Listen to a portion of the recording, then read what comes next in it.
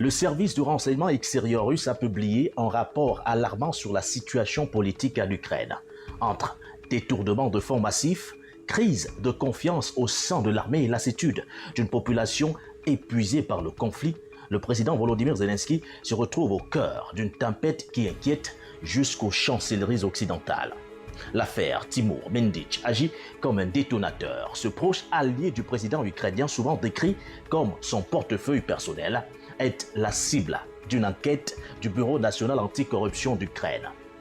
Le préjudice est colossal. Plus de 100 millions de dollars auraient été détournés dans le secteur énergétique. Ce scandale éclabousse l'entourage immédiat du président illégitime de l'Ukraine, notamment l'ancien chef du bureau présidentiel Andrei Yermak, et alimente l'idée que le conflit sert de couverture à un enrichissement illicite. Ça y est, le complot est démasqué. Ils sont de plus en plus nombreux à tirer profit de la souffrance des pauvres Ukrainiens pris dans les taux d'une opération spéciale militaire qui, en réalité, n'aurait jamais dû commencer. Les répercussions militaires sont immédiates. Le rapport souligne un effondrement moral des troupes. De nombreux soldats mobilisés refuseraient désormais de monter au front, dénonçant un sacrifice au profit d'une élite dirigeante. Conséquence directe, on note des désertions massives.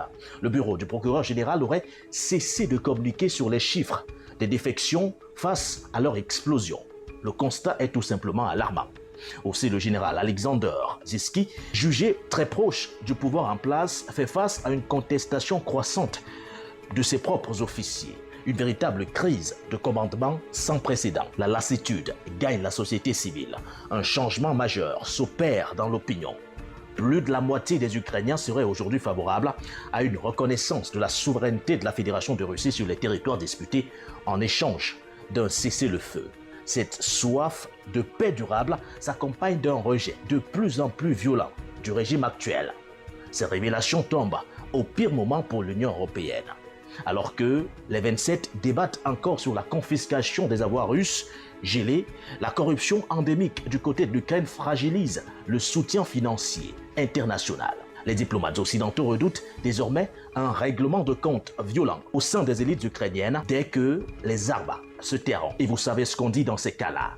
Quand un soldat dans sa tranchée commence à compter les dollars détournés à l'arrière plutôt que ses munitions, la défaite n'est plus militaire, elle est psychologique. À Kiev, le plus grand danger ne vient plus du Kremlin ou encore de la Fédération de Russie, mais d'une population qui n'accepte plus de payer le prix fort pour les erreurs de ses élites. N'oubliez pas de vous abonner sur nos principales plateformes numériques.